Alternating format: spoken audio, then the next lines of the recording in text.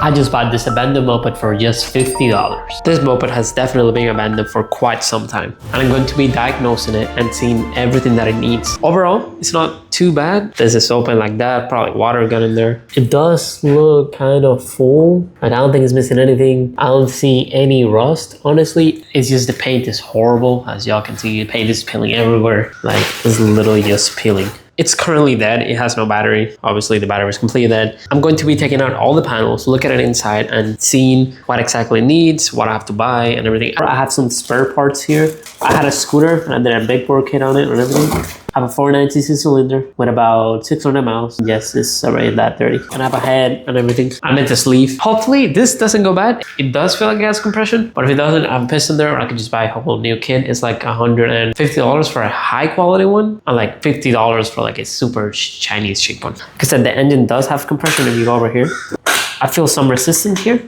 so, and it does turn over. So that is some good news. Overall, it's completely destroyed. I mean, turn signal will just fall off, but it was a fine, and I've been wanting to grab one of these for the channel and fix it up to see how it goes. I'm gonna start by taking out all the panels.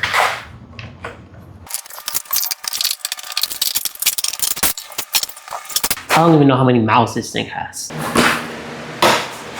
After I take this out, it's going to tell me how many miles this scooter has. I have no idea because you can't really see anything there. I have no idea what year this scooter is from. I have no idea how many miles it has. I don't know anything about this scooter. I just know it's a Wolf 49cc, and I think that's an aftermarket muffler. I'm surprised the screws are coming that easy whenever they're hella rusted, but they were just rusted on the top, I guess. It's fully out. We'll do the reel together. I'm hoping less than 5,000. We hope.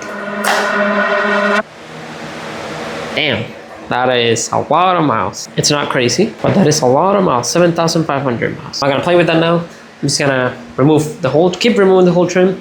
I don't even know if the battery is completely dead. It probably is. So I'm gonna have to buy a new battery. But we'll see how this goes. We'll continue. Almost done. I just gotta take out this part, which is the most important part, which will be where the engine is. Honestly, the seat looks pretty good. Pretty good condition. I have a couple 10mm left. I can take this whole thing apart. I really see the carburetor and everything, and I have no idea what's holding it. So this is the battery. I don't see any of the blue stuff. Or maybe the battery's still good and I just gotta recharge it. This is the carburetor though. It doesn't look that rusty. I just gotta clean it out real good. This is the gas tank that it's currently stuck. I can't open it, let me show you. No matter what I do, it doesn't open. I read a method of taking out the gas tank and flipping it. So the gas, I don't know if it has any gas. It probably has a tiny bit. It's really old. Act as a lubricant for the lock and everything in the underside, and that should fix it, hopefully. Let's beg. Anyways, I'll figure out how to take this out because I don't see any other screws anywhere. So actually see one there and two there. This does not want to come out. It's pretty hard. I'm gonna spray it with penetrating oil. Obviously, I don't have a compression checking kit or whatever, the little measurement tool.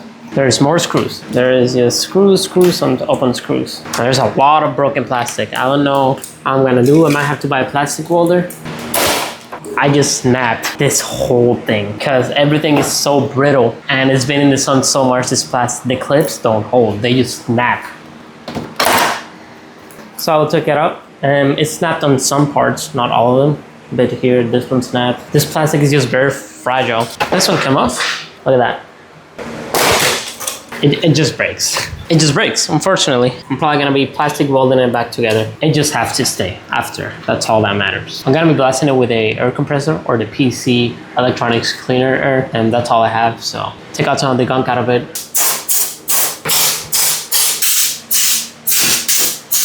So I was right. There is screws under these things.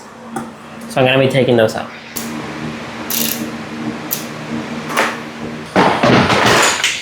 Finally took it off. I'm gonna take this out now. Oh wow. Oh wow, that was pretty hard. That was really hard. So it's squeaking. So y'all can see. I need that automatic rasher, bro. I really need it. It will make my life so much easier. There we go. 2 more to go. I'm having such a struggle. I see the clip. Oh, because there's a screw. There's a screw, and there was a screw on this one too, but it broke. Perfect. I have to take this out so I can flip the gas tank to see if it lubricates all of that. But here it is. It doesn't look too bad, honestly. Now that it's like this, I can do everything on it without anything in the middle. All of this just to flip the gas tank. I haven't even looked inside the gas tank because I can't even open it. So I don't know if there's any rust. So I'm almost there. Look at that. All of that dirt, slime, leaves. Disgusting. And then another one on the left. I don't think I can take out the gas tank. This is the first. I've never taken out a gas tank from a moped. I took a gas can out from my motorcycle. I had an SB650S 2004, I believe. It was pretty fun. I fixed it as much as I could and then I sold it for profit. A little bit, like 400 bucks. I don't know if I can disconnect this. Now I can lift the gas tank. Might have to buy new fuel lines or clean them. I heard some gas. Now I don't hear it. There we go. That smells barely like gasoline. I heard you leave it upside down like this for like a minute, around a minute, and then the lock will lubricate and I will be able to open it. Hopefully this works. I mean, if not, I'm gonna have to buy another key. I do not want to do that, honestly. It doesn't look that bad. It doesn't look that rusted either. It does need a good cleaning. And unfortunately, I don't think it's the GY6. Maybe it is. Maybe there's just another variant of the GY6. It's a 2018 model. The tires are from 2018. Oh, look at that fuel. It's leaking from the bottom. It's looking for the gas tank from the cap. That fuel, it's horrendous. It's lush. That looks like oil. Look at that. It's probably all the dirt and grime that it's been on here. I'm gonna see if I can open it now. Or it could be rust. Hopefully not. I'm gonna try to clean it a bit. Not fully, it's around now. Hopefully it still does not work. To be honest, I won't even classify that as fuel. Nope, it just doesn't open. I don't know how I'm gonna be able to fix this. I've never done this. This is something new. It does slightly move, as y'all can see. Nothing. I wasn't planning on buying another gas tank, and then I will have to fix the key if I do. I'm gonna leave it like this for a bit, like a minute more. Trying this, because this I read it works. Was finally able to take it off. Look at that cap. Oh my god, that is, yeah, I might have to replace the gas tank. That's all superficial. Unless that's just dirt, but actually, there's no major rust. I think all of that is just dirt. Like really bad, just, yeah, it might be just dirt. Yeah, it looks pretty superficial, to be honest. Let me know in the comments if this is something I could reuse. I just don't know for sure. Like as y'all can see, I could scrape all that off. I think it's vinegar, I don't know, something inside, let it soak for a bit. Finally got it off. This barely worked. I was there for like 20 minutes. I had to put the key and flip it with my hands. To clean it somewhat, I need a wire brush. I don't have a wire brush, I'll buy one. I can take out the rust, but now it moves pretty easy. It's still a bit stuck, but it moves. It's very, very stuck. I have to wire brush it more, fix it more as much as I can. It's the only key I have, so I can't bend it or anything. It just looks like a bunch of dirt. I think it's good. I'm gonna look at the carburetor, and I'm gonna do that now. It's easy. See how it looks on the inside. I have to be really careful with all of these screws, because I had a moped before. I had one of these before, a GY6. It was brand new, but I learned these Chinese screws are not good. They break with everything, so I have to be really careful. That one's gonna come off. I'm scared the particles will go to the engine. I might have to open the engine anyway and clean it. I think I'm definitely gonna need new fuel lines.